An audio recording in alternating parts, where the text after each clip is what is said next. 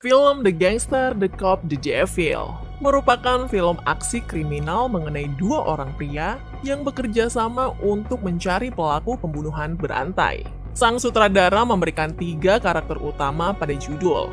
Lantaran dari plot ceritanya, film ini melibatkan 3 karakter kunci yang akan saling menghabisi. Oke, bagaimanakah kelanjutan dari keseruan mereka semua? Jadi di film ini secara tidak langsung menceritakan seorang psikopat yang membunuh manusia untuk kenikmatan dirinya sendiri. Di awal film diperlihatkan seorang pria yang bernama Kang Kyung-ho. Dia merupakan salah satu dari 3 karakter utama pada film ini. Pada saat itu Kang Kyung-ho terlihat sedang celingak-celinguk untuk mencari mangsanya. Hah? Mangsa? Mangsa untuk apa? Jadi, Kang Kyung-ho merupakan seorang psikopat yang kita bicarakan di awal, guys. Dia akan membunuh siapapun yang diinginkannya tanpa memandang status orang tersebut.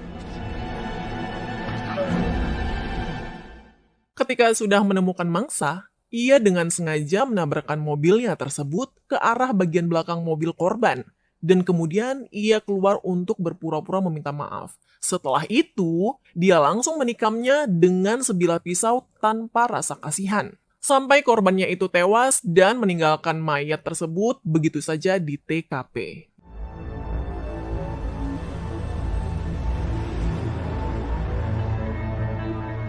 Keesokan harinya, kita akan diperlihatkan oleh karakter utama selanjutnya yang berperan sebagai The Cop. Kita panggil saja Jung Tae-suk. Pada saat itu, Jung Tae-suk sedang berada di tengah kemacetan bersama rekannya.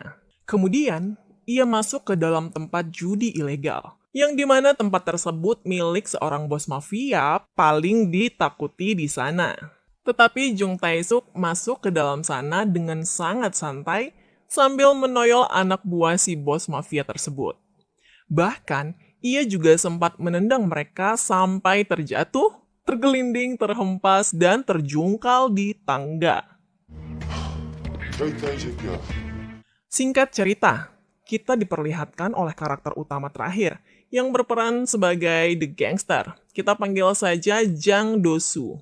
Dari badannya yang besar dan penuh tato, sudah mengisyaratkan bahwa dia merupakan seseorang yang sangat berbahaya. Pada saat itu terlihat ia sedang memukul samsak yang ternyata isinya adalah badan manusia. Salah satu anak buah dari Jang Do-soo melaporkan bahwa Jung Tae-suk telah berbuat rusuh di tempat perjudian dan menangkap salah satu pekerja di tempat tersebut yang ketahuan menukar kupon hadiah ilegal.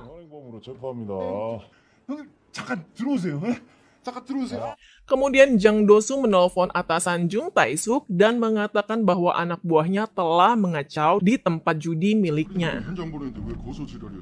그 또라이 새끼 또 왔습니다. 뭐? 안에서는 상품권 까마지 말라 그랬잖아. 지발놈한테 물어보시고.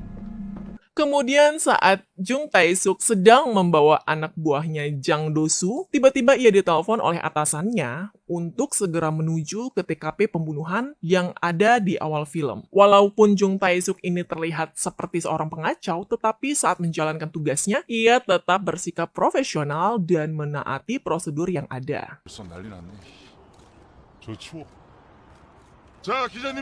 Ketika ia sedang memeriksa mobil korban, ia menemukan sebuah kerusakan di bagian belakang mobil tersebut yang menandakan bahwa sebelum pembunuhan terjadi, korban telah ditabrak dari belakang oleh si pelaku yang tak lain dan tak bukan adalah Kang Kyung-ho.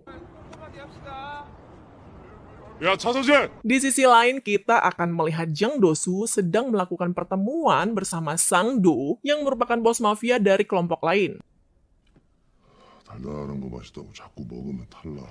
Setelah selesai dari sana, Jang Do-soo meminta untuk pulang sendiri kepada ajudannya. Di mana pada saat di perjalanan, ia ditabrak dari belakang oleh seseorang yang tak lain dan tak bukan adalah Kang Kyung-ho. Seperti modus di awal, ia langsung turun untuk meminta maaf kepada Jang Do-soo karena telah menabraknya dari belakang. Namun karena Jang Do-soo tidak mau membesarkan masalah yang kecil, ia dengan gampangnya memaafkan Kang Kyung-ho dan langsung bergegas pergi dari sana. 괜찮은 것 같은데 그냥 가십시오. 네? 그래도 제가 뒤에서 봐줄 건데.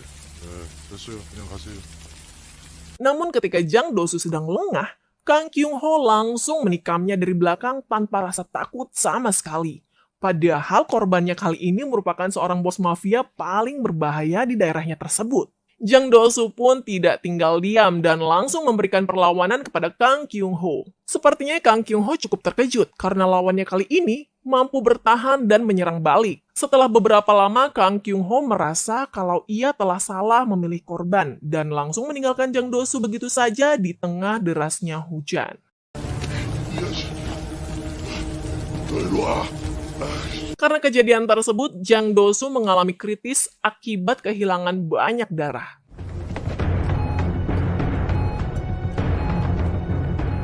Di saat yang bersamaan, ajudan Jang Do-soo menyerang markas Sang-do karena ia merasa bahwa penyerangan tersebut didalangi oleh mereka. Di sisi lain, Kang Kyung-ho terlihat sedang menjahit luka akibat serangan balik dari Jang Do-soo dengan menggunakan sebuah staples. Sepertinya hal tersebut tidak membuat dirinya tersadar dan malah kembali melakukan pembunuhan kepada salah satu warga yang sedang berada di sana.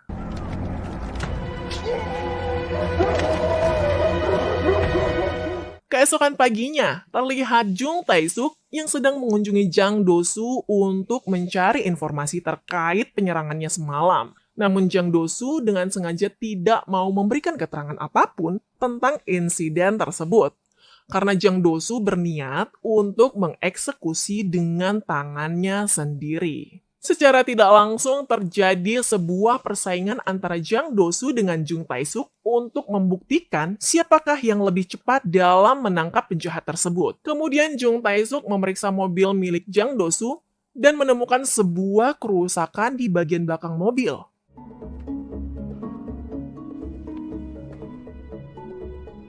Hal tersebut membuatnya semakin yakin bahwa pelaku yang menyerang Jang Do-soo adalah pelaku yang sama pada kasus pembunuhan sebelumnya, di mana pada akhirnya ia menyimpulkan bahwa kasus ini adalah kasus pembunuhan berantai. Singkat cerita, untuk memudahkan Jang Do-soo dalam mencari pelaku penyerangan dirinya, ia menyewa seorang ahli sketsa untuk menggambar wajah si pelaku menurut ciri-ciri yang Jang Do-soo sebutkan. Dari hasil gambar tersebut, tidak terlihat kengerian dari wajah Kang Kyung-ho. Karena nyatanya, seorang psikopat akan terlihat lebih ramah dan lebih lembut dari kebanyakan orang. Namun, keganasannya bisa melebihi seekor binatang buas.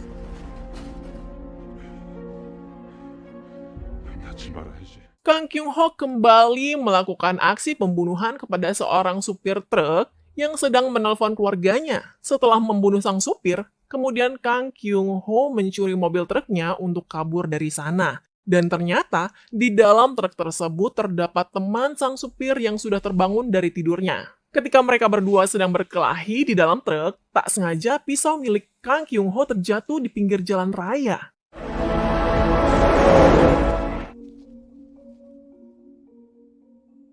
Saat Jang Do-soo menanyakan perkembangan tentang pencarian si pelaku, ajudannya mengatakan bahwa ia sudah menemukan mobil dan sebilah pisau yang digunakan si pelaku untuk melakukan aksinya. Walaupun Jang Do-soo sudah menemukan beberapa barang bukti, tetapi ia tidak mempunyai seorang ahli forensik untuk menggalinya lebih lanjut. Oleh karena itu, akhirnya Jang Do-soo memutuskan untuk bekerja sama dengan Jung Tae-suk dalam mencari si pelaku, di mana Jang Do-soo akan mendanai serta memfasilitasi Jung Tae-suk dalam menjalankan tugasnya. Namun tetap saja, mereka masih bersaing untuk membuktikan siapakah yang lebih cepat dalam menangkap si pelaku. Dan siapapun yang menangkapnya, dialah yang berhak melakukan apapun dengan pelaku tersebut. Diadili atau disiksa, atau dibunuh begitu saja. 내 명줄을 내놓고 여기까지 올라온 거지. 근데 갑자기 어떤 Singkat cerita, dengan uang yang Jang Do-soo punya, ia mengerahkan seluruh pasukannya. Sedangkan Jung Tae-suk dengan rekannya sibuk memeriksa mobil milik Kang Kyung-ho yang sudah disimpan oleh Jang Do-soo di sebuah tempat. 구속 천천히 오겠습니다. 자, 시작하자. Seperti yang kita tahu bahwa Jang Do-soo mempunyai pisau milik Kang Kyung-ho yang ia gunakan untuk membunuh para korbannya. Kali ini Jang Do-soo memanfaatkan pisau itu untuk membunuh Sang-do dan meninggalkan pisau tersebut di TKP. Sehingga kematian Sang-do nantinya akan dikaitkan dengan pembunuhan sebelumnya.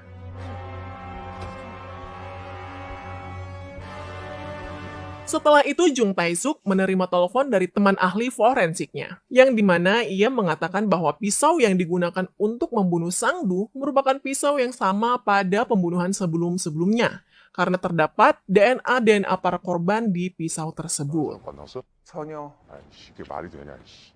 Jung Tae-suk sepertinya sadar bahwa sebelumnya pisau tersebut dipegang oleh Jang Do-soo. Oleh karena itu, Jung Tae-suk langsung datang ke markasnya. Gak pakai basa-basi lagi guys, Jung Tae-suk langsung menghajarnya sehingga terjadi perkelahian antara Jung Tae-suk dan Jang Do-soo, yang tentu saja dimenangkan oleh Jang Do-soo. Walaupun Jang Do-soo mengaku bahwa ialah yang telah membunuh Sang-do, Jung Tae-suk memilih untuk tetap fokus dalam misinya mencari pelaku pembunuhan berantai, dibandingkan harus mengurus tentang kematian Sang-do yang tidak ada artinya. 내가 따로 있어서 할 거야.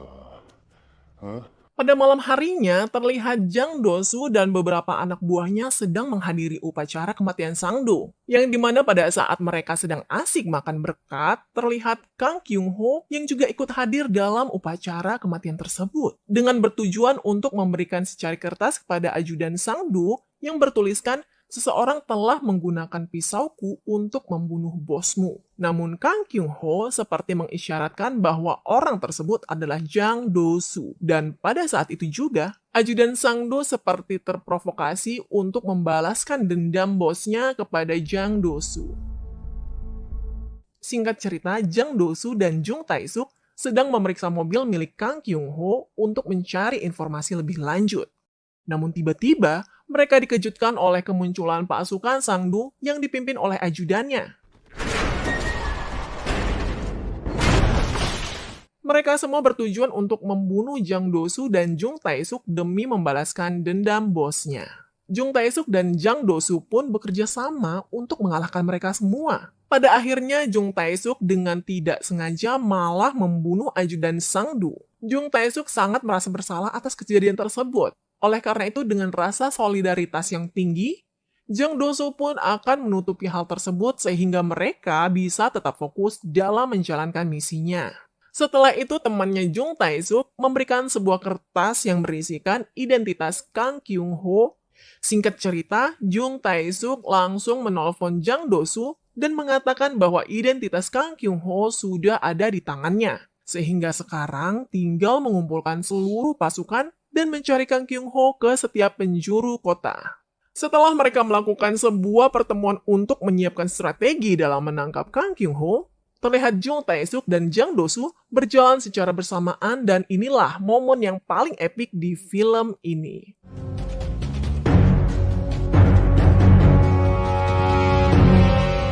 Setelah itu, seluruh anggota wajib memegang satu foto dari wajah si pelaku, dan kemudian disebar ke seluruh tempat yang telah ditentukan. Sehingga hal ini diharapkan bisa menemukan Kang Kyung-ho dengan lebih cepat.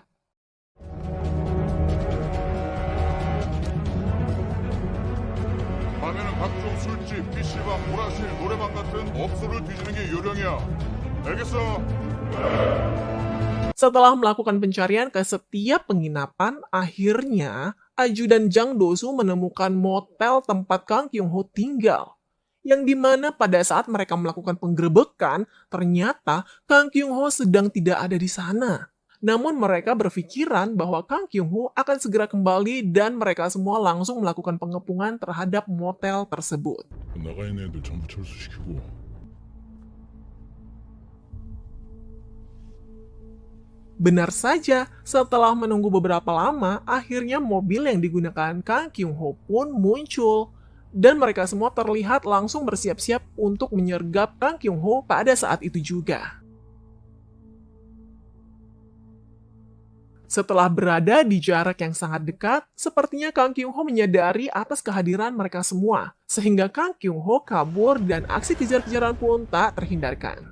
Namun tanpa disengaja ketika Jang Do-soo melakukan pengejaran dari arah yang berbeda, Tiba-tiba, mereka semua mengalami tabrakan yang membuat Kang Kyung-ho berhasil lolos. Mereka semua tidak menyerah begitu saja. Aksi kejar-kejaran pun masih dilanjutkan.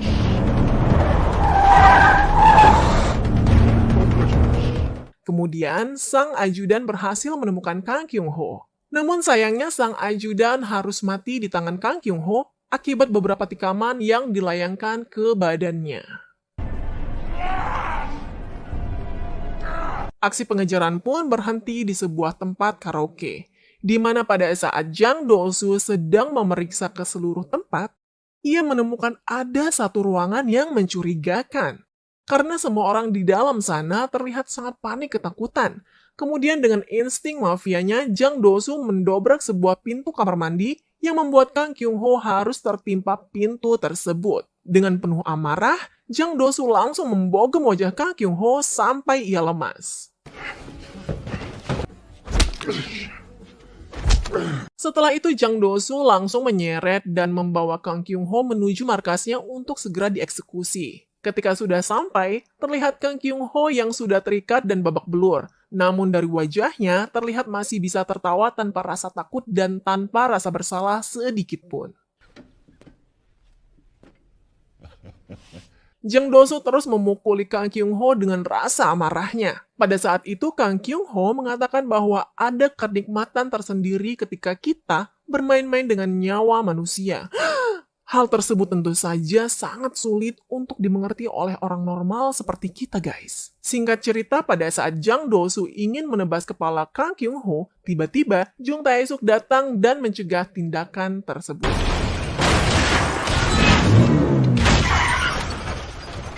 Karena hal itu, Jang Do-soo pun pingsan dan Jung Tae-suk langsung membawa Kang Kyung-ho ke kantor polisi untuk diadili di kemudian hari. Singkat cerita, kita akan dibuat kesal karena Kang Kyung-ho masih dibiarkan hidup enak dan santai di rumah sakit tempat ia ditahan.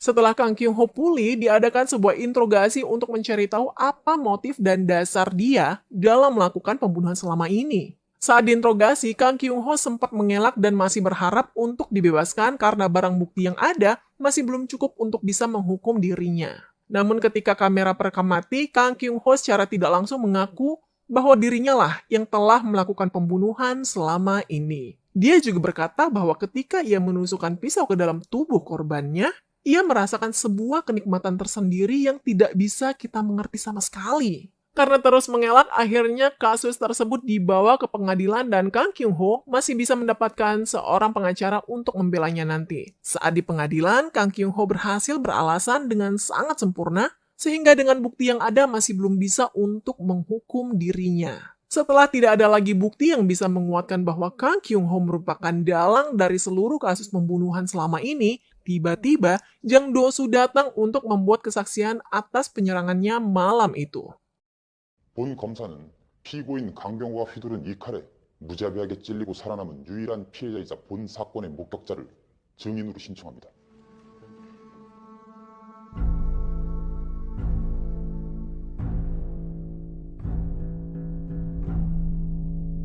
Jang Do-soo mengatakan bahwa pada malam itu Kang Kyung-ho berhasil menusuk dirinya di beberapa bagian. 그리고 몸싸움 하던 중에 여기 가슴을 또 한 번 찔렀습니다. Dan kemudian Jang Do-soo juga mengatakan bahwa ia sempat menikam Kang Kyung-ho di bagian dada kiri. Setelah dilakukan pemeriksaan, ternyata seluruh kesaksian yang diberikan oleh Jang Do-soo merupakan sebuah fakta.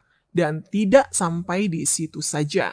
Jang Do-soo juga menunjukkan sebuah kertas yang ditulis langsung oleh Kang Kyung-ho. Sehingga hal itu juga bisa digunakan sebagai barang bukti dalam kasus tersebut. Alhasil, Kang Kyung-ho dijatuhi hukuman mati atas kasusnya itu. Dan Jang Do-soo bersama anak buahnya juga ditangkap akibat bisnis judi ilegal yang mereka jalankan. 우리 사회에 끼친 악영향, 피해자들이 입었을 고통을 고려하고 법의 입법 취지와 사형을 선고한다. Namun ternyata sebelum persidangan dilakukan, Jang Do-soo dan Jung Tae-suk melakukan pertemuan dan mempunyai sebuah kesepakatan, di mana Jang Do-soo bersedia untuk memberikan kesaksian di pengadilan nanti. Tetapi setelah ia ditangkap akibat kasus judi ilegalnya, ia berkeinginan untuk ditempatkan dalam satu penjara yang sama dengan Kang Kyung-ho. 이랑 같은 감옥에 넣어준다고 약속해. Kini saatnya ia merasakan penderitaan akibat perbuatannya selama ini, di mana Jang Do-soo akan memberikan pelajaran kepada Kang Kyung-ho akibat berani macam-macam dengan dirinya, karena sang bos mafia akan mengejar siapapun yang berurusan dengannya sampai ia mati. Film pun tamat.